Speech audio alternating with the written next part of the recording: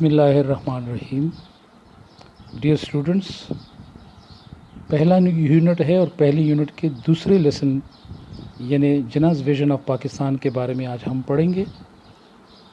Vision کا مطلب ہے بصیرت، سوچ اور فکر. یہ دراصل قائد اعظم محمد علی جناح کی وہ تقریر ہے جو آپ نے مجلس قانون ساز اسمبلی کے سامنے فرمائی. تو آج ہم پڑھیں گے کہ اس کے اندر قائد اعظم محمد علی جناح نے اپنی بصیرت کے مطابق کیا فرمایا. محمد علی جناح's 11th August speech is one of the most famous speeches made by Muhammad Ali Jinnah, the founding father of Pakistan and known as the Quaid-e-Azam, great leader. Today there is hardly a more contentious issue in Pakistan than the issue of Jinnah's vision. محمد علی جناح کی 11 اگست کی تقریر محمد علی جناح جو پاکستان کا بانی، founder اور Quaid Azam, the great leader, عظیم رہنما کے طور پر جانا جاتا ہے، آج پاکستان میں جناح کی بصیرت یعنی سوچ، فکر، ویژن کے مسئلے سے بڑھ کر مشکل سے کوئی اختلافی مسئلہ ہوگا. کانٹینشیس کا مطلب ہے controversial, اختلافی. While Pakistan was created as a result of what could be described as Indian Muslim nationalism, Jinnah was widely held as a secular, liberal barrister who had once championed the cause of Hindu-Muslim unity in India.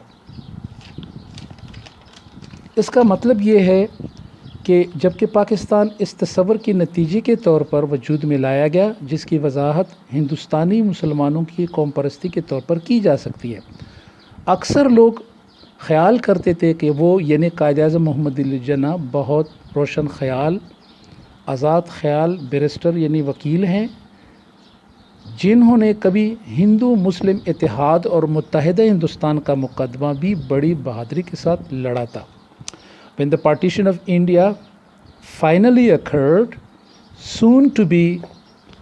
Jinnah, soon to be Governor General of the Dominion of Pakistan, gave expression to the vision of Pakistan in an address to the Constituent Assembly on August 11, 1947.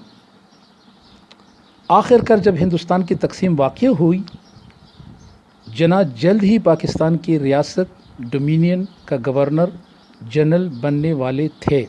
11 اگست 1947 کو آپ نے مجلس قانون ساز سے ایک خطاب میں پاکستان کے اپنے تصور کا اظہار کیا. He spoke of an inclusive and impartial religious freedom, rule of law and equality for all. Quaid Azam محمد علی جناح نے اپنی اس تقریر میں ایک بلا امتیاز اور غیر جانبدار حکومت، گورنمنٹ، مذہبی آزادی، قانون کی حکمرانی اور سب کے لیے مساوات کی بات کی. He also seemed to advocate the ideology of Pakistan. وہ اپنی اس تقریر میں نظریہ پاکستان کی وکالت بھی کرتے نظر آئے اور یہاں سے پھر قائد اعظم محمد علی جناح کی تقریر کا اصل متن شروع ہوتا ہے. Mister president, ladies and gentleman, جناب صدر، خواتین و حضرات، I cordially thank you with utmost sincerity for the honor you have conferred upon me, the greatest honor that is possible to confer by electing me as your first president. مجھے اپنا پہلا صدر منتخب کر کے آپ نے میری جو عزت افزائی کی ہے، عظیم ترین عزت جو عطا کرنا ممکن ہے، جو ممکن تھا آپ نے کیا. نہایت خلوص کے ساتھ میں پرجوش انداز میں آپ کا شکریہ ادا کرتا ہوں. آگے بتاتے ہیں کہ I also thank those leaders who have spoken in appreciation of my services and their personal references to me. میں ان رہنماؤں کا بھی شکریہ ادا کرتا ہوں جنہوں نے میری خدمات کی قدردانی کے حق میں اور مجھ سے اپنے ذاتی حوالوں کی بات کی ہے، یعنی انہوں نے میری ذات کا حوالہ دیتے ہوئے میرے خدمات کا اعتراف کیا، تعریف کی. اگلا ہے I sincerely hope that with your support and your cooperation we shall make this Constituent Assembly as an example to the world. مجھے نہایت خلوص سے اور امید کے ساتھ کہنا پڑتا ہے کہ تمہارے سہارے اور تمہاری تعاون سے ہم اس مجلس قانون ساز کو دنیا کے سامنے ایک نمونہ بنا کر پیش کر دیں گے۔ The Constituent Assembly has got two main functions to perform. مجلس قانون ساز کو دو اہم فرائض سر انجام دینے ہیں۔ The first is the very wondrous and responsible task of framing the future constitution of Pakistan, and the second of functioning as a full and complete sovereign body as the federal legislature of Pakistan. پہلا بہت مشکل اور ذمہ داری کا کام پاکستان کی مستقبل کا آئین بنانا ہے، اور دوسرا پاکستان کی مجلس قانون ساز کو ایک پورے اور مکمل خود مختار ادارے کی حیثیت سے کام کرنا ہے۔ تو یہ سب سے بڑے اہم ترین کام تھے جو قائد اعظم نے بتایا کہ اس قانون ساز اسمبلی نے سر انجام دینے ہیں۔ We have to do the best we can in adopting a provisional constitution for the federal legislature of Pakistan. ہمیں بہترین بن کر کام کرنا ہے جو ہم کر سکتے ہیں پاکستان کی وفاقی مجلس قانون ساز کے لیے، اور ہم ایک بری آئین بنا سکتے ہیں، یعنی جو کچھ بھی ہم اس کے لیے کر سکتے ہیں ہم نے کرنا ہے۔ We have to bring the best what we can do. یہ قائد اعظم کا کہنا تھا۔ You know really that not only we ourselves are wondering, but I think the whole world is wondering at this unprecedented cyclonic revolution. اس کا مطلب یہ ہے کہ تم واقعی جانتے ہو کہ نہ صرف ہم خود بلکہ میرا خیال ہے کہ ساری دنیا اس غیر معمولی طوفانی گرد و باد کی طرح کے انقلاب جس نے کہ اس برصغیر میں جداگانہ خود مختار ممالک وجود میں لانے کا منصوبہ بنایا پر حیران ہو رہی ہے۔ یعنی کہ ہم سائیکلونک ریولوشن کا مطلب کیا ہے؟ انپریسیڈنٹڈ، جس کی کوئی مثال ہی نہیں ملتی، اور یہ گرد و غبار کی طرح جس طرح طوفان آ جاتا ہے تو یہ بالکل اسی طرح سے ایک طوفان آ گیا تھا۔ اس جملے کو دوبارہ دہراتا ہوں جو دوسرے پیج میں تھا، وہ یہ تھا You know really that not only we ourselves are wondering, but I think the whole world is wondering at this unprecedented یعنی مثالی cyclonic revolution which has brought about the plan of creating and establishing the two independent sovereign dominions in this subcontinent. تم واقعی جانتے ہو کہ نہ صرف ہم خود بلکہ میرا خیال ہے کہ ساری دنیا اس غیر معمولی طوفانی گرد و باد کی طرح کے انقلاب جس نے اس برصغیر میں جداگانہ خود مختار ممالک وجود میں لانے کا منصوبہ بنایا پر حیران ہو رہی ہے۔ ہم خود بھی حیران ہیں، پوری دنیا بھی حیران ہے۔ As it is, it has been unprecedented، جیسا کہ یہ غیر معمولی ہوا ہے۔ دنیا کی تاریخ میں اس کا کوئی مشابہ، کوئی مثال، کوئی نظیر نہیں ملتی۔ There is no parallel in the history of the world. This mighty subcontinent with all the kinds of inhabitants has been brought under a plan which is titanic, unknown, unparalleled. یہ طاقتور برصغیر اپنے تمام ہر قسم کے باشندوں کے ساتھ ایک منصوبے کے تحت لایا گیا جو عظیم، ٹائٹینک، غیر معروف یعنی کبھی ہوا نہیں ہے، بے مثل ہے، انپریسیڈنٹڈ ہے۔ ٹائٹینک کا مطلب ہے ہیوج، بہت بڑا۔ And what is very important with regards to it is that we have achieved it peacefully and by means of an evolution of the greatest possible character. اور اس بارے میں بہت اہم بات جو ہے وہ یہ ہے کہ ہم نے اسے یعنی اس منزل کو اور مستحکم کرنے اور عظیم ترین کردار کے ارتقاء کے ذریعے سے حاصل کیا ہے۔ یعنی ہم نے کسی غیر جمہوری طریقے سے یا غیر پارلیمانی طریقے سے اس منزل کو یعنی پاکستان کو حاصل نہیں کیا، بلکہ ہم نے چونکہ قائد اعظم میں قانونی آدمی تھے، قانون کے طالب علم تھے، قانون دان تھے، اس لیے وہ اس طرف اشارہ کر رہے ہیں کہ ہم نے کوئی کسی کو قتل قتال کے ذریعے سے نہیں کیا، بلکہ ہم نے پرامن طریقے سے جو ہمارے کردار کا حصہ ہے اور جو ایولوشن ہوا ہے جس کا یعنی پرامن طریقے سے ہم نے پاکستان کو حاصل کیا ہے، اس پر بھی لوگ حیران ہیں اور ہم خود بھی حیران ہیں.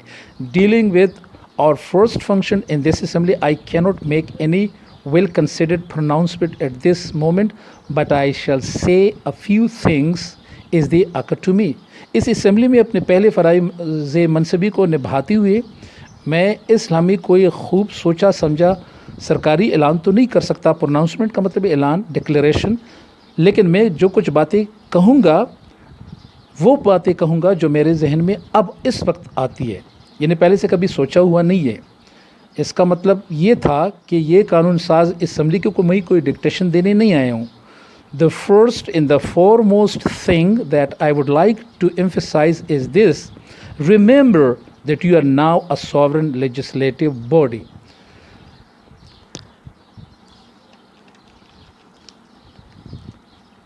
پہلی اور نمایاں چیز جس پر میں زور دیتا ہوں اور زور دینا چاہوں گا وہ یہ ہے کہ یاد رکھو کہ اب تم ایک خود مختار قانون ساز ادارہ ہو اور تمہارے پاس تمہاری اختیارات ہیں. You have got all the powers, یعنی تمہارے پاس سارے اختیارات موجود ہے اور آپ نے ان اختیارات کو صحیح طریقے سے استعمال کرنا ہے. آگے پھر قائد اعظم محمد علی جناح فرماتے ہیں the second thing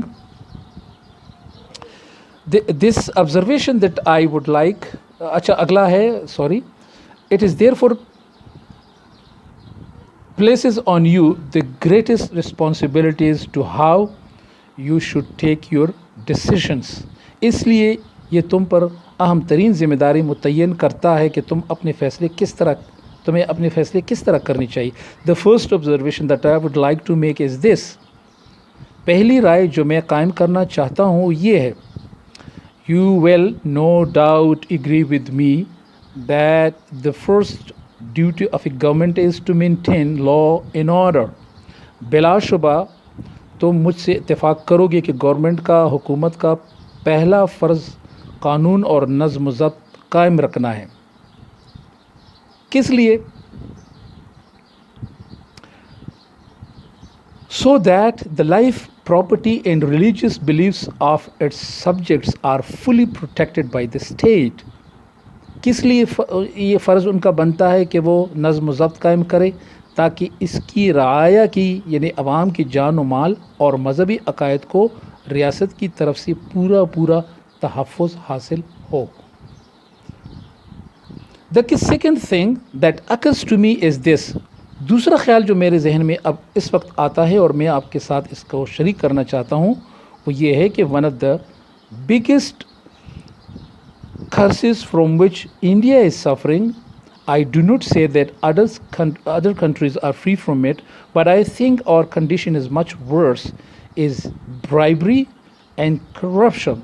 دوسری چیز جو میرے ذہن میں اس وقت آتی ہے وہ بات آتی ہے وہ یہ ہے کہ سب سے بڑی لعنتوں میں سے یعنی بری چیزوں میں جس میں ہندوستان مبتلا ہے، میں نہیں کہتا کہ دوسرے ممالک یعنی دنیا کے دوسرے ممالک اس سے پاک ہے، مگر میرا خیال ہے کہ ہماری حالت زیادہ خراب ہے. رشوت ستانی اور بدعنوانی ہے، یعنی برائیوں کی طرف اشارہ کیا. That really is a poison.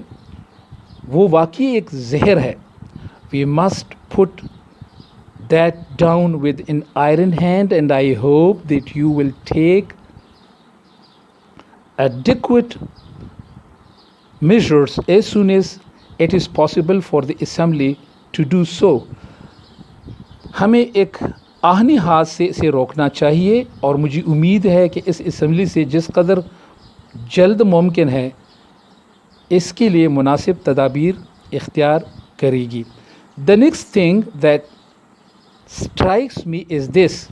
دوسری چیز جس کا مجھے اچانک خیال آتا ہے وہ یہ ہے Here again it is legacy which has been passed on to us. یہاں پر میں دوبارہ کہوں گا کہ یہ ایک ورثہ ہے. یہ خرابی کی بات کر رہے ہیں کہ جو جو ہم تک آگے بڑھایا گیا ہے. Along with many other things, good and bad, has arrived this great in the evil of nepotism and jobbery.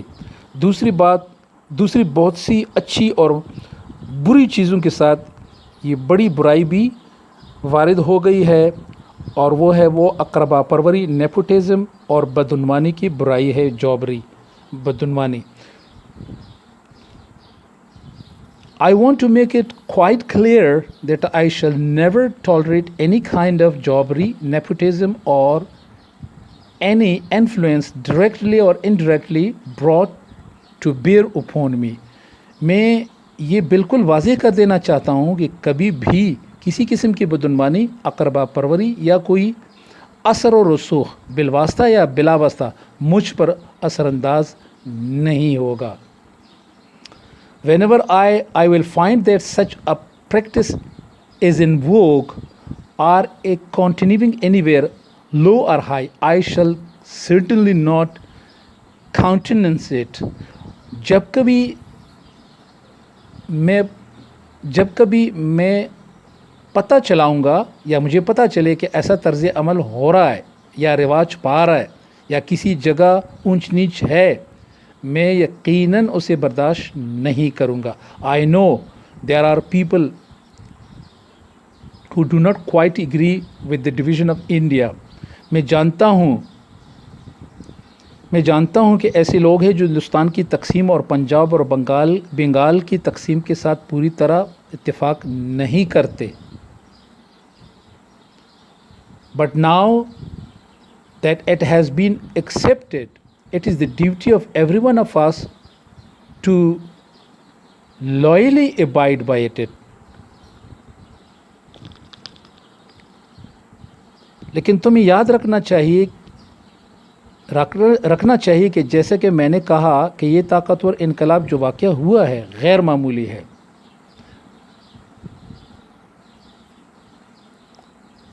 اس کے خلاف بہت کچھ کہا گیا ہے، مگر اب یہ منظور کیا گیا ہے. ہم سے ہر ایک کا یہ فرض ہے کہ وہ وفاداری سے اس کی پابندی کرے، باعزت طور پر مشاہدے کے مطابق عمل کرے جو اب اس کے لیے آخری اور لازم ہے.